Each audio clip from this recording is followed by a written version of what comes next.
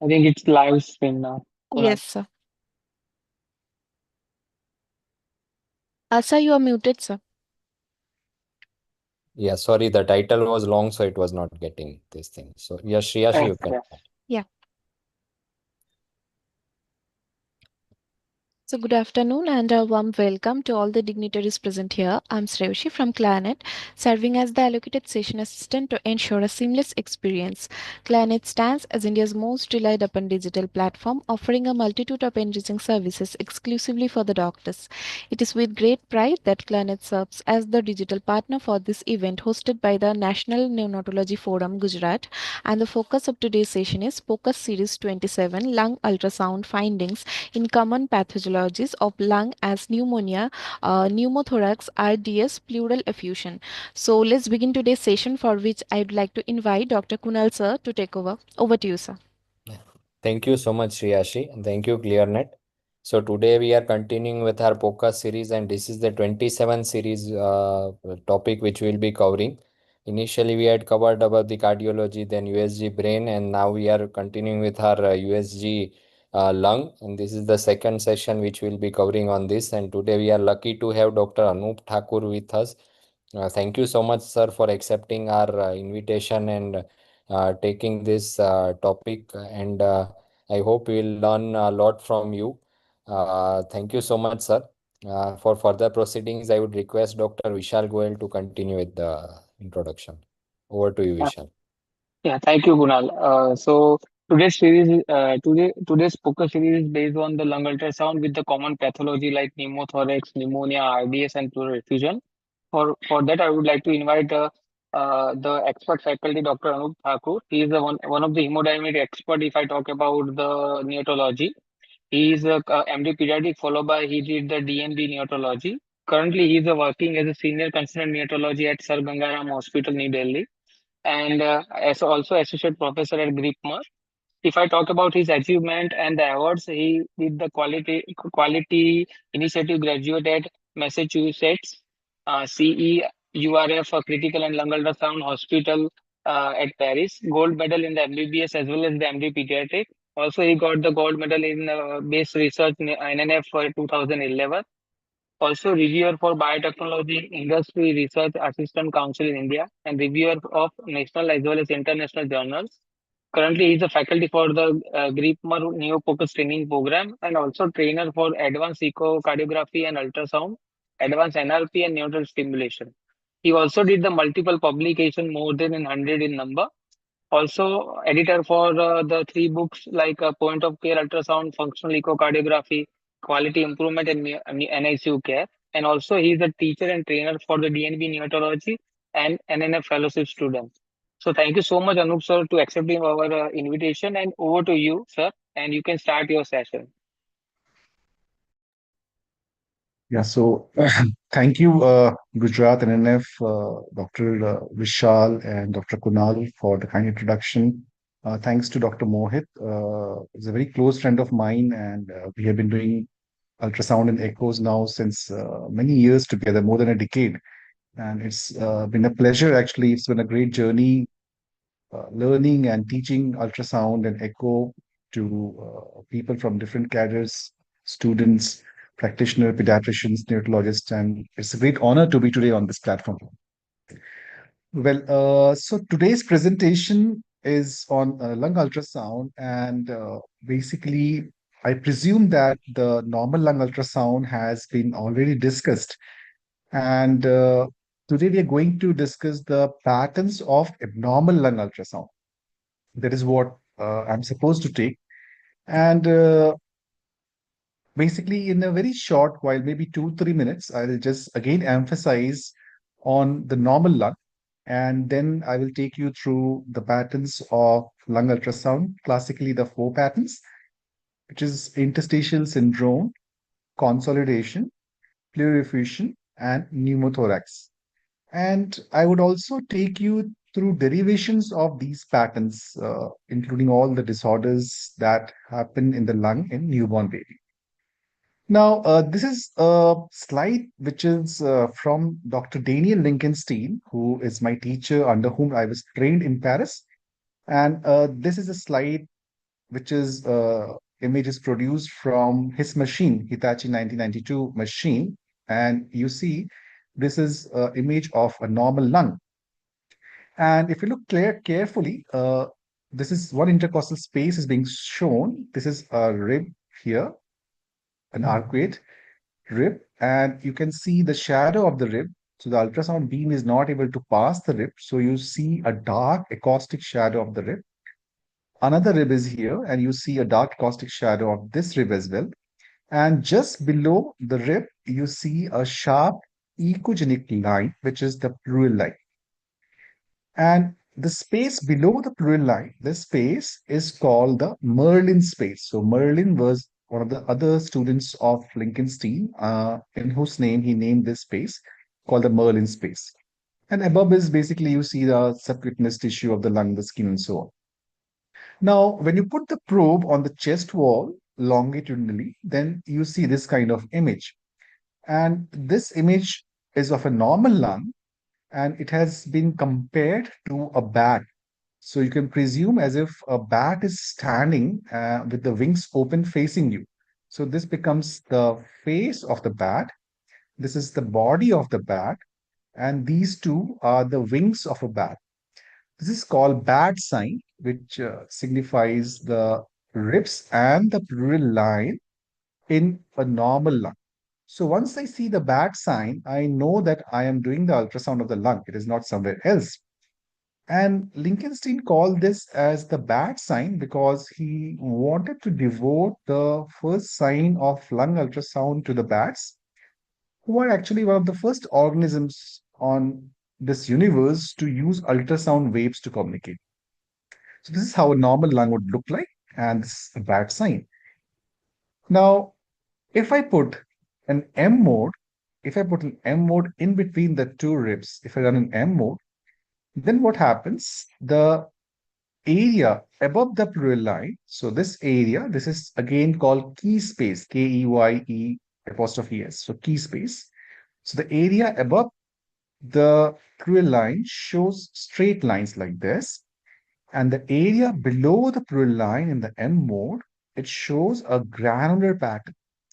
Now, this pattern, it resembles as if these are the waves of a sea, and the granular pattern is more like the shore.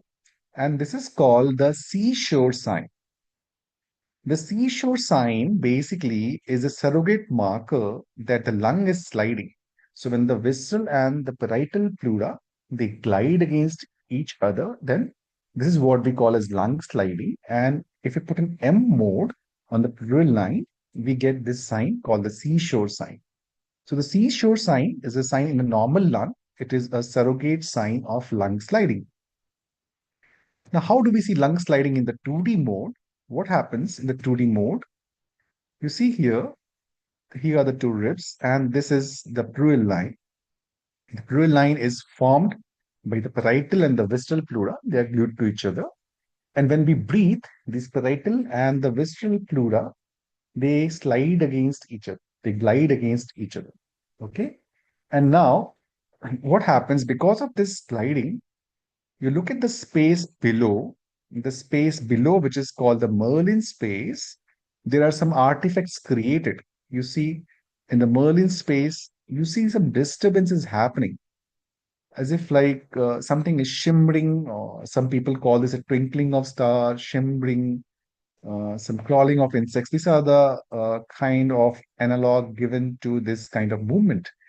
And we look at the Merlin space to see lung sliding is present or not. And this is how you see lung sliding in the 2D image. So these are the signs of normal lung ultrasound. So you first have to focus to get the two ribs in the picture and the pleural line. So getting the bat sign. And you see the lung sliding in the 2D image when the parietal and visceral pleura are gliding against each other. You will see some disturbance happening in the space below, which is called the Merlin space. And then if you put an M mode, then what happens? You see a straight pattern above the pleural line and a granular pattern below the pleural line, which is called the seashore sign. Now, if we talk about the abnormal patterns, remember we are talking about patterns. So there are only four abnormal patterns on lung ultrasound that you need to remember. And this forms the basis of all disorders which can be visualized on lung ultrasound. So we have a pattern of interstitial syndrome, pneumothorax, pleural effusion, and consolidation. So just these four patterns are there. So on lung ultrasound, based on artifacts, we diagnose patterns. All other conditions that you see in your NICU, in your practice, in neonates, whether it is hyaline membrane disease or surfactant deficiency disorder or RDS, whatever you want to call it, or meconium aspiration syndrome, findings in bronchopulmonary dysplasia, transient tachypnea of pneumonia, or any other disorder. These are nothing but these are extension of these four patterns. So these four patterns have been described in adults population, and that is where from we neonatologists derive these patterns into our disorder. Okay? So adults were the pioneer of lung ultrasound, and from there we actually, maybe you can say, stole or derived their art and started to apply the same in our specialty. Now, one principle I would like to emphasize when we talk about lung ultrasound, that lung ultrasound is based on artifacts. So basically, we are seeing artifacts and we are trying to interpret those artifacts to reach to a particular pattern. Normally, we understand that lung has almost 98, 99% of air. It is full of air. And there is, say, around 1% of fluid in between the parietal and the visceral pleura, which allows it to glide against each other. So because of these particular pattern of having 99%, 98% air and 1% fluid, we get a particular pattern when we put the lung ultrasound, which is of a normal lung, which you just saw, the bat sign. Now, whenever there is alteration in this air and the fluid ratio in the lung, it gives rise to a different pattern, and we interpret that particular pattern to reach to a disorder. Now, for example, pneumothorax. Pneumothorax for us in ultrasound means there's 100% air. So there's air between the parietal and the visceral pleura. So there's 100% air. So when there's 100% air, the air fluid ratio is, for example, 100% is to zero. And then we get a different kind of pattern. And looking at that pattern, we understand this is a pattern of pneumothorax. Similarly, you talk about pleural effusion. So when there is effusion, there is fluid in between the parietal and the visceral pleura. And looking at that fluid, we understand that there's a situation where there's 100% of fluid, 0% of air. It gives rise to a different kind of pattern on lung ultrasound. Similarly, two other conditions. One is interstitial syndrome. So as the name signifies, interstitial syndrome, what happens? There is fluid in the interstitium of the lung. And what happens as this fluid increases? Normally, I told you that the lung contains 1%, 2% fluid. But as the fluid increases or the aeration in the lung is decreasing, the air fluid ratio changes again. So when the air fluid ratio is such that there is 95% air and 5% fluid also, then you get a pattern called the interstitial syndrome pattern. And the fourth pattern is the pattern of lung consolidation. In lung consolidation, what happens?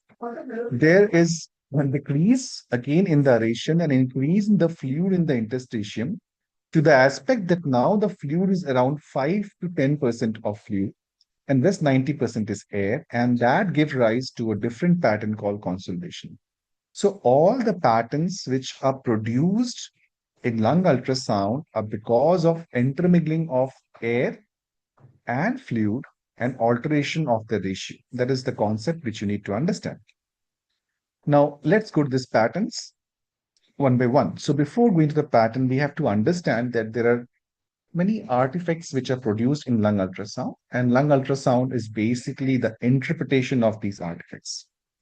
So if you look at certain artifacts like this one, this is an artifact here. And what artifact you are seeing that, okay, here we have the ribs. These are the shadow of the ribs. This is the pleural line. And there you see here a line, ecogenic line, which is coming vertically from the pleural line till the end of the stream. So these are called B lines. And B lines are nothing but hydroaeric artifacts. Hydro means air, hydro means water, and aeric means air. And these are produced as there is increase in the fluid in the interstitium. Remember, one or two B lines here and there are normal, but if you have three or more B lines in between two ribs, that is not normal. Now, to call any of these comet tail kind of artifacts as B lines, there are certain criteria which we follow as a lung ultrasonologist before labeling any comet tail artifact as a B line. So the B line, they start exactly from the pleural line. It is one of the many comet tail artifacts. So there are many comet tail artifacts which can be seen in lung ultrasound. One of them is B line. It's a comet tail artifact, and it rises exactly from the pleural line, not a millimeter above, not a millimeter below. It is hyperechoic. It is more whitish, so it is an hyperechoic artifact. It is very well defined. It is not fuzzy. It is well defined. You can track it right from top to bottom. It may spread out, but it does not fade. It will not fade. And when B lines appear, they can erase A line. A lines are another artifact which is produced in normal lung because of presence of air. So they are more like horizontal. So when B lines appear, they will erase the A lines. And most of the times, the B lines, they will be moving. They will be moving with lung sliding, along with lung sliding. Okay. There are only 2-3% of cases when you see B lines and they are not moving. That is, and the conditions like when there is pneumonia or inflammatory conditions where they may not move. So when these 7 criteria are fulfilled, then we call any line as a B line.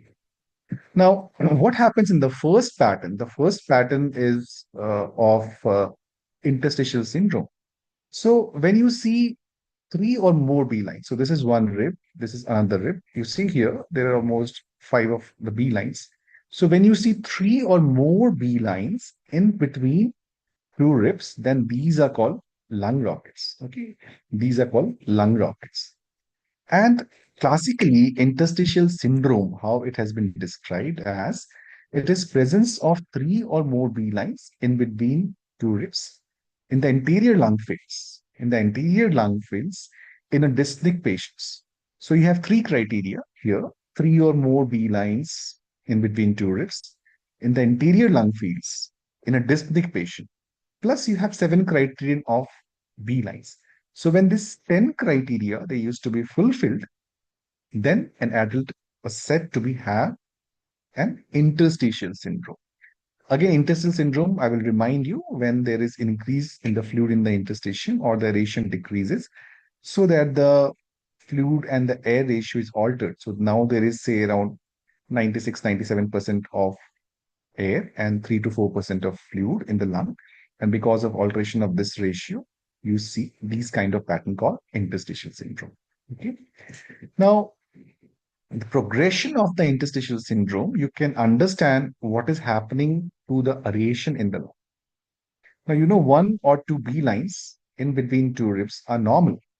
But this feature, when you see there are 3 or more B lines in between two ribs, are called lung rockets. This is a septal rocket where the B lines are very well separated. When you see the B lines are less well separated, then this is ground glass appearance. Okay. So many of the neurologists have started to call this as confluent B lines. And when there are no dark spaces in between the B lines and the entire Merlin space appears to be white out, then these is called the Birulu variant by us, and many of the neurologists term this as compact B lines. So this is the sequence how you understand what is happening to the aeration of the lung. So here the lung fluid ratio has the fluid has increased and the fluid air ratio is altered. With increasing fluid in the lung in the interstitium and decreasing the aeration, you start to see these kind of patterns. So this is a pattern of interstitial syndrome that you can see in certain conditions. Now, when you see lung rockets, then what does it signify? This is a pattern is there. So how does it help you in clinical practice? And what is the interpretation of interstitial syndrome? And how do you use it in clinical practice? Now, you can see the pattern of interstitial syndrome in ARDS, or you can see in HMD. So, patients who have HMD, they have decrease in the aeration, increase fluid in the interstitium, and you can see the pattern of interstitial syndrome. Now, this pattern helps you to rule out pneumothorax. So, remember, by the principle which I just told you, pneumothorax is 100% air. And B lines, I told you, are hydroeric artifacts. So we don't expect any hydroeric artifacts to be produced in the area of the lung where there is pneumothorax. So if there is presence of even a single B line in this area where you are suspecting a pneumothorax is virtually ruled out. So you can do it in a matter of seconds, where if you see a B line on a particular area where you are suspecting a pneumothorax, you rule it out. Then you can see interstitial pattern in conditions where there is hemodynamic pulmonary edema. So conditions such as congestive cardiac failure, fluid overload, large PDA, HSPDA, these all can also produce the interstitial patterns in both the lung fields. Then you can see similar pattern when the pulmonary edema is induced by inflammation. For example, because of pneumonia. Because of pneumonia, again, there could be capillary leak, there could be pulmonary edema. There also you can see interstitial pattern. So these are the four common uses of interstitial pattern on lung ultrasound. There are other more advanced application of these patterns, like in controlling fluid therapy while you're dealing with patients with shock, in weaning patient, in understanding lung expansion, weaning, diaphragmatic movement. Sometimes, again, in understanding the cause of hyponatremia and all this, these are more for the advanced learner. Most commonly, these four would be the conditions which you will be applying your concept of interstitial pattern. Now, let's come to the second pattern. The second pattern is for consolidation. So, what happens when there is consolidation in the lung? What is the pattern produced? And again, going by the principle of air fluid ratio in consolidation, aeration has further decreased. So now there is the air fluid ratio is say around 90 is to 10. 90% is air and the fluid has gone up by 10%, or the aeration has come down so that the ratio has been altered. So what do you see in consolidation? So these are the ribs. Here you see the cruel line is not very sharp and echogenic. It's not very well defined. And you can sometimes see that the cruel line may get thickened, it may get irregular, or it may get even broken. So that is what we call as the fructal sign. The fructal word is derived from fracture when the cruel line becomes interrupted or it becomes irregular.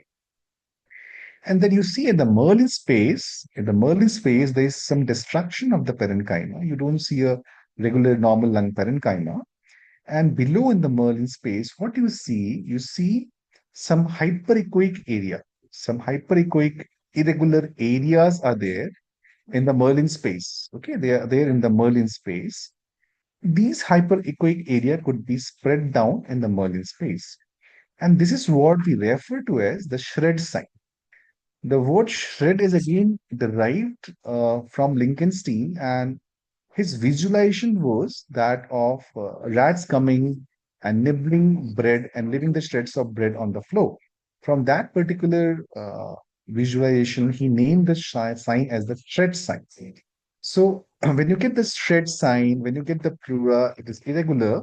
This is how a shred sign is going to look, and this is the pattern of consolidation. Now try to understand this again. This is what I'm showing you with a linear draw. So here you see multiple ribs. These are the ribs. And you see the cruel line, which is expected to be here.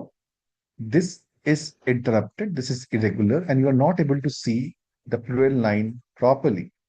And below the cruel line, if you see, there are some hyperechoic area or shreds. Okay. So these signs like shred sign and interrupted cruel line or the fructal sign, you can see in consolidation. Okay. Now, sometimes there is some amount of fluid also along here. So some effusion also might be present in consolidation, which is sympneumonic effusion. And when the entire lobe is consolidated, when there is lobar consolidation, then the lung lobe starts to look like the liver, more like a solid organ. That is called a tissue-like sign, and tissue-like sign tells you about lobar consolidation. Now here, again, what I'm showing you. So you see here, these are the shred signs here. These are the shreds. And what has happened here, if you see, you can see two distinct lines here. So this is basically the visceral pleura, which is attached to the lung below. And this is the parietal pleura. And in between the two, you see a hypoechoic space. They have been split by the fluid inside. So this is in the picture effusion and consolidation together. This can sometimes you can also find in consolidation, the shred sign and findings of effusion along with. And this is present usually when you put your probe posteriorly at the flaps point. This is a video again of a baby who's a term neonate, and this baby came to us with history of meconium aspiration syndrome, wasn't ventilator, and we did the lung ultrasound. And what we find, we can see all the signs in one video, the shred sign, fructal sign, fluid along. And this is also sometimes referred to as C profile on lung ultrasound. Okay. You see here, you can see the fluid line is interrupted, the shreds here, and you can see also see fluid here. So these are the findings which you can see in consolidation. Now, the first pattern was of interstitial syndrome, which we discussed in detail, and the second pattern was of consolidation. If we look at hyaline membrane disease, what is happening here because of surfactant deficiency, the aeration may come down, and there is increased fluid in the interstitium. So you may get findings of both the pattern, interstitial pattern and of consolidation, depending on how severe the hyaline membrane disease is. Lesser the aeration, the interstitial pattern syndrome will start to increase, and lesser aeration, you will start to see consolidation pattern also. So you see here, this is all pattern of interstitial syndrome, white out lung, white out Merlin space, or you can call this as compact B lines together. And this is ultrasound of a patient who has hyaline membrane disease. And see here, there is interstitial pattern. Along with that, just below the pleura, you see some shreds. Here there are shreds. Here there are shed sign. Here again there is subpleural consolidation. So you have a pattern both of consolidation and interstitial syndrome in a patient who has HMD when the HMD is quite severe. So HMD is nothing but the derivation of these two patterns, interstitial syndrome and consolidation, which might be found. Again, this one, shred sign, seen in a patient who has severe HMD. So with increasing severity, the aeration is further decreased. There's more fluid in the interstitium, and this kind of pattern you will get in severe HMD. So you can tell the pattern, whether it is interstitial pattern or consolidation. But to diagnose HMD, you will have to have the history of the patient, that okay, this is a premature baby who has respiratory distress immediately after birth, and you start to see a pattern of consolidation, you start to see a pattern of interstitial syndrome, then you reach a diagnosis of HMD. Okay, so we don't diagnose HMD on lung ultrasound, we diagnose the patterns in lung ultrasound, and then we reach to a diagnosis of HMD based on the clinical scenario. Now, here I would like to give you the concept of lung aeration again. So I told you with increase in the fluid and decrease in the aeration, you will see increasing interstitial syndrome. And with further worsening lung condition, decrease in the aeration, you will also start to see consolidation. So this can happen in HMD as the lung aeration decreases. So you see this is a normal lung ultrasound where you see mainly the A lines here, these horizontal lines. Usually the B lines, the lung rockets at least not present here. In the next video, you start to see some B lines. And here you start to see three or more B lines. So here the interstitial pattern has started. And with decreased aeration and increased fluid in the lung, you start to see more and more B lines with ground glass appearance, confluent B lines. And then the Merlin space starts to get completely white out, giving rise to what you call sometimes the compact B line or the Birilu variant. And with further decrease in aeration, you start to see the shreds or the consolidation. So this is typically the progression of decrease in the lung aeration. And there's an article which I was fortunate to write, Lung Ultrasound in Neonates and Underused Tool. This article is published in the Journal of Medical Imaging, and you can access this freely and read about all this pathology. Now, I just want to also briefly give you the concept of zones and lung scoring because there's a lot of publications being done on lung scoring in lung ultrasound in neonates. So you have to define some zones where you're going to put the probe. These zones are nothing but these are basically modification of blue points which were given by Lincolnstein. So the anterior zone is basically in the anterior lung fields between a line which runs through the parasternum till the anterior axillary line is anterior zone. From the anterior axillary line till the posterior axillary line is the lateral zone. And from the posterior axillary line to behind, where the line drawn along the spine is the posterior zone. So these three zones can be used to do the lung ultrasound on each side. So you can have three zones on each side. So you can have a 6-zone system. Many neurologists, they want to avoid the posterior zone and they do the lung ultrasound in the upper anterior and the lower anterior zone and the lateral zone. So still there are 3 zones on each side. So 3 plus 3 becomes 6 zones. And people use this 6 zone to do what we call the lung scoring in the lung ultrasound. There are other modification of this zone system like the 8-zone system and the 12-zone system that we're not going to discuss. But for scoring, this 6-zone system is something which is most commonly used. And the first scoring was given by Bratt et al. And many authors have derived from that various other scoring system by dividing the zones into various other modifications. So you get a lung pattern like this where there are no B lines and the score is of 0.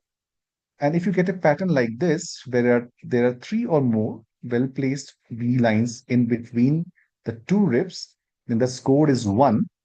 If you get this kind of image where there are crowded or compact B lines with or without subpleural consolidation, then the score is 2. And if you get shred sign with florid consolidation, the score is 3.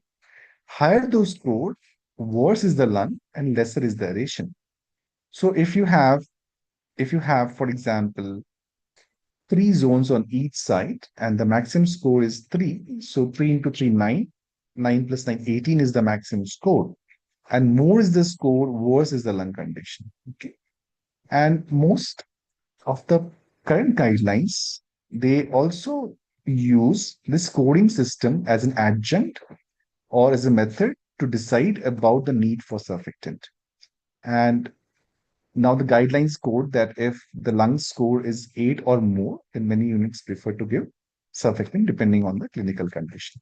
This is again a video of a baby who has highly membrane disease, and you can see the subpleural consolidation, and you can see the compact lines, and the score would be 2 for this one. And if this is present in all the other fields as well, then 2 plus 2 plus 2, 6 will be in each side, and the lung score will be 12. Now, I'm just presenting you with what people have done with the lung scoring system. And if you see a recent systematic review, they said that if you can do the lung ultrasound score, and when the score is 8 or more, then you can predict the need for surfactant with a fair degree of accuracy. So that is how scoring system have been used by different studies, and this has been studied as the need to predict the need for surfactant. Now, 2 studies have also used the scoring system to give surfactant. One is the Easter trial, and this was a quality improvement trial where in the first phase they were using only FiO2 to give surfactant. In the second phase, they used lung ultrasound score as a decision to give surfactant, and FiO2 was kept as a backup. And what they found that it received the maximum FiO2 reach before surfactant, and overall the need for invasive ventilation was decreased. And a randomized controlled trial called the Ultrasulf trial, this found here also they did the same thing. They compared the 2 limbs. One limb they gave surfactant based on FiO2, and in another limb they gave surfactant based on lung ultrasound score of 8 or higher, and FiO2 was kept as a backup. And they found the ultrasound group received surfactant earlier, They received at lower FiO2, they have lower CO2s, and they have better oxygenation parameter. So overall, we understand there is some evidence to guide surfactant therapy based on lung ultrasound score. But these trials right now have very soft outcomes. And right now, we are awaiting the result of this large study called lung study, where these are randomized controlled trial again, where surfactant is being given either based on FiO2 or lung ultrasound score. And this is planning to recruit babies who are between 25 to 29 plus 6 weeks of gestation. The sample size is 668. It's a large study. And what we're looking into is there a difference in proportion of infants who develop BPD or death?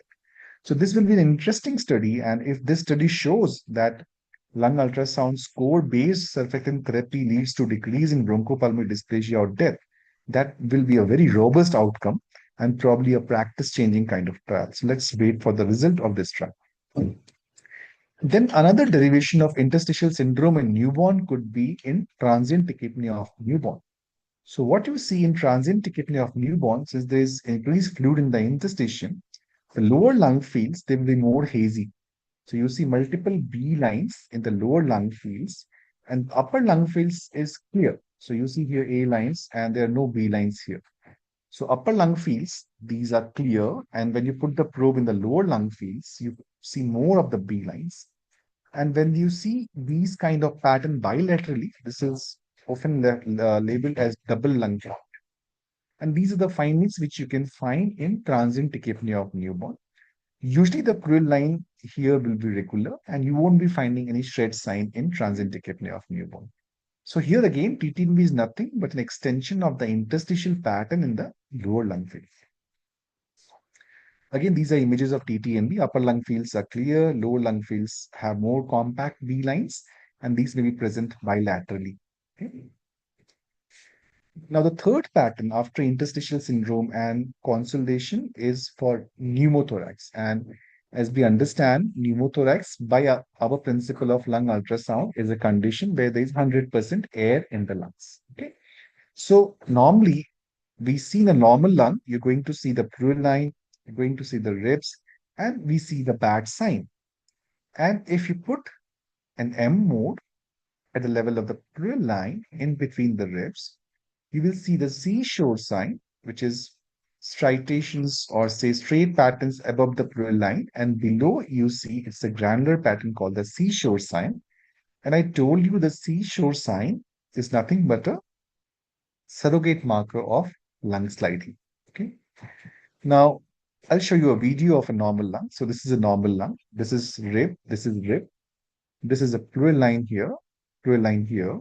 And in the Merlin space, you see the lung is sliding. The parietal and the visceral pleura, they are sliding against each other. And therefore, you see a lot of disturbance in the Merlin space. And if an M mode is dropped here, then you see the classical seashore sign, which is nothing but a surrogate sign of lung sliding. Okay, lung is sliding nicely. So what happens in pneumothorax? In pneumothorax, since there is air, in tension pneumothorax, there will be air between the parietal and the visceral pleura, and so they cannot slide against each other. So lung sliding is absent. And so when you drop an M mode, so if you drop an M mode here in between the two ribs, you will see all straight patterns. Okay, all straight patterns. And this is called the stratosphere sign.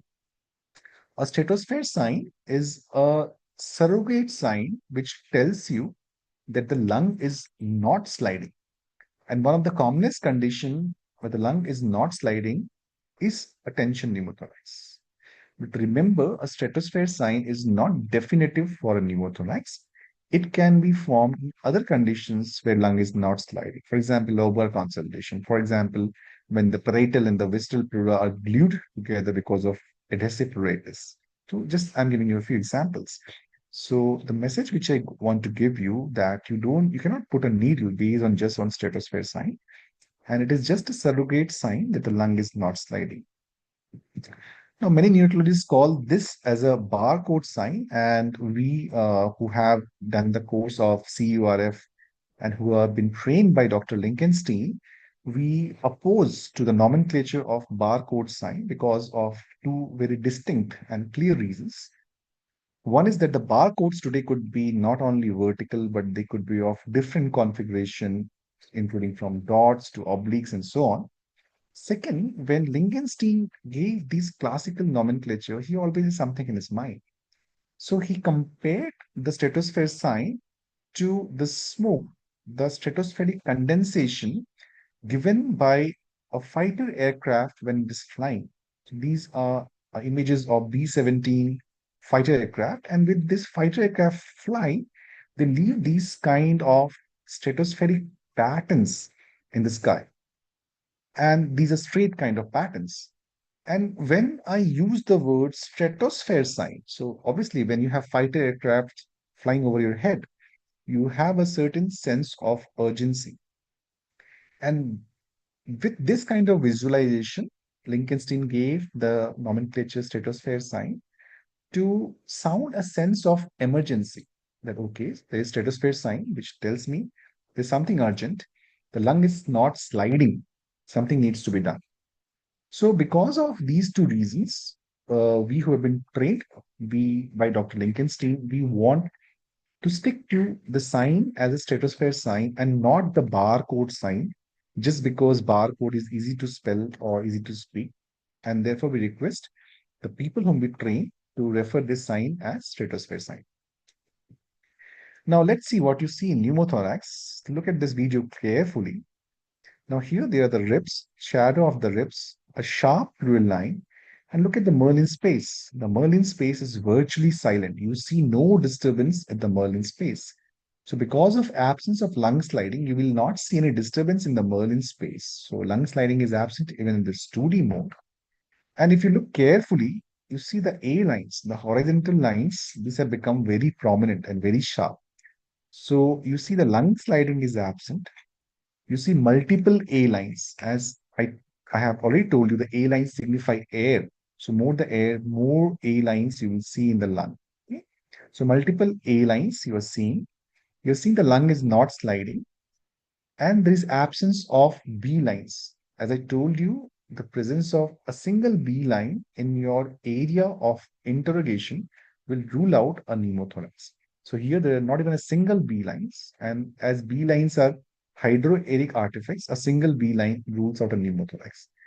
So no lung sliding in 2D mode, multiple A lines, absence of B lines. So now I start to suspect a pneumothorax, and when I put in M mode, when I drop it, I see there are straight pattern, all straight lines here. This is your stratosphere sign with a linear probe. This again tells me the lung is not sliding. So I have now four signs for a pneumothorax. I'm now looking for a more definitive sign. And what is the definitive sign? The definitive sign for a pneumothorax is a lung point. So lung point is nothing. It is a junction between the normal lung and the abnormal lung where there is pneumothorax. So usually by the principle of lung ultrasound, pneumothorax is nothing but air, and air has to rise up. So if you put your probe anteriorly, then you will see stratosphere sign. If you start posterior, where the lung is sliding normally, then there at that point you will see the seashore sign. So if you start to move your probe from the posterior aspect to the anterior aspect, somewhere in between you will be able to find the junction of the two, the junction of the normal lung and the junction of the lung where pneumothorax is present. So you see here in this image, this side, you are seeing what is a seashore sign. Other side, you are seeing a stratosphere sign. This is the junction of the two, and this junction is called the lung point, the junction of a normal lung and a lung where the pneumothorax is present. And lung point is the definitive sign for a pneumothorax. Okay. So you find lung point, then you go ahead and you can put the needle and drain the pneumothorax. So, summarizing, a pneumothorax, all these five should be present, and you search for these five signs in a sequential manner. Lung sliding is absent. There's no B lines in the area of interrogation. There are plenty of A lines. This presence of stratosphere sign, and you can find the lung point, then your diagnosis for pneumothorax is confirmed on lung ultrasound. This is for the same patient who had pneumothorax, where I was showing you the lung ultrasound findings. The last pattern, which I'm going to discuss, is for fluid diffusion, or when there is fluid in the lungs. And what happens when there is fluid in the lung? I told you the parietal and the visceral pleura, they'll be split by the fluid inside. And even if the fluid goes by 20 ml, 30 ml, you can diagnose pleural diffusion on lung ultrasound. You have to put the probe posteriorly at the flaps point to diagnose pleural diffusion. So here what you see, this is a rib here, there's another rib here. This is the Merlin space, the lung parenchyma. And above, this is the visceral pleura, or sometimes we call the lung line, attached to the lung parenchyma. And above, you have the parietal pleura. So broadly, this forms a quadrangular area. Superiorly, it is bounded by the parietal pleura. Inferiorly, it is bounded by the visceral pleura, and on sides, you can see the shadow of the ribs. So it forms ultimately a quadrangular area, and this quadrangular area is what we call as the quad sign, and this tells us about the diagnosis of pleural effusion. And when we drop an M mode here, then what happens? The lung is freely moving when fluid is present. Okay. Lung moves freely when fluid is present. So again, this is your parietal pleura, this is your lung parenchyma, and this lung moving freely with breathing efforts. And this sign is called the sinusoid sign, like an S. Okay. This you will find in the M mode in patients who have pleural effusion. This is called the sinusoid sign in the M mode. This is the fourth pattern of lung ultrasound, and this is found in pleural effusion. This is different from what is done by radiologists who place the probe in the subcostal space. We, who have been trained in Paris, we place the probe posteriorly at the flaps point to look for pleural effusion. And this is the sign which you get in the M mode called the sinusoid sign. So to sum up, these are the 10 signs that you need to know when we talk about lung ultrasound. The bad sign, which is found in the normal lung, and lung sliding, you should know how to see the for lung sliding both in the 2D image and in the M mode. In the M mode for lung sliding, you will get the seashore sign. A lines are again more like horizontal artifacts. These are duplication artifacts of the pleural line. And A lines signify air in the lung, either pure or quasi-pure. Pure means a condition where there is pneumothorax, only air. Quasi-pure means air plus something else, like a normal lung, air plus fluid. So in both these conditions, you can find A line. Quad sign and sinusoid sign, these two signs are seen when pleural effusion is present. Shred sign and tissue-like sign, these signs are seen in consolidation. Tissue-like sign is seen when the consolidation is lobar or very huge, where the entire lung looks like a tissue, like a liver. Lung rocket, these are nothing but three or more B lines present in the anterior lung fields in between two ribs, and this are seen in interstitial syndrome. Stratosphere sign is a surrogate marker of lung not being sliding, and this is seen in M mode. These are seen in conditions such as attention pneumothorax, lobar consolidation, pleurisy, single lung intubation, esophageal intubation, apnea, and so on. And lung point is the sign which is definitive for a pneumothorax. And this is nothing but a junction of a normal and of the abnormal lung. So these are the 10 signs on lung ultrasound that we train everyone. And with these signs, you can diagnose most of the disorders. So this is what we have done today. We have learned about the four abnormal patterns: the interstitial syndrome, consolidation, pleural effusion, and pneumothorax. And I have also taken you to the extension of these patterns in certain disorders in newborn, like meconium aspiration syndrome, hyaline membrane disease, transient tachypnea of newborn. And we also discuss briefly about the lung ultrasound score and its application to give surfactant. And I would recommend you to read this article, Lung Ultrasound in Neonates and Underused Tool. And in this article, I have described the very basic principles of lung ultrasound, and all the four patterns with the various signs are also very well described. So this is Dr. Lincolnstein, and I was trained with him in 2017. So this is when I went and I spent a few weeks with him. And this is the hospital, Employees Pere Hospital, where I was trained and I was certified. And I owe all my learning of lung ultrasound to Dr. Daniel Lindenstein, who is the father of lung ultrasound. With this, I would like to again thank the organizing committee, Dr. Kunal, and Dr. Vishal, Dr. Mohit, very dear friend, and the Gujarat NF for giving me this wonderful opportunity. Thank you, and have a great day.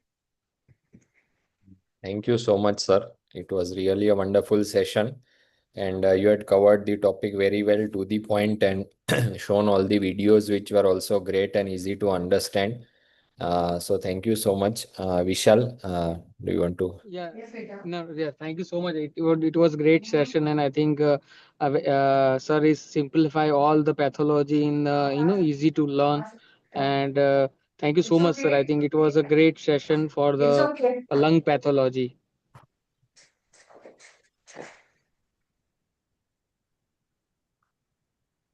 Yeah, okay, okay. So thank you so much. And any I questions, or think I sir, can log out? Yeah. yeah, sir, you can sir unshare the screen. I think there's no any question. I think from Okay. our side. I think Kunal, do you want to No, you I know? think questions are not there, but Okay. Fine. there's a comment. It is a very well and detailed regarding the lung ultrasound. Thank you so much, sir. Dr. Mahesh had commented. Yeah. Okay. Okay. So thank you so much once again, and have a great day. Thank you. Thank you, Thank you, sir. sir. Thank you so much. Really Okay. appreciate it. Thank you, sir. Okay. Okay. Okay. Bye, sir. Bye. Bye. Bye. Bye, Bye. Take bye, care. Bye. Bye. Kunal. Bye. Yeah, Shriyanshi, you can end the Yes, session. sir. Thank you, sir. Thank you so much, everyone.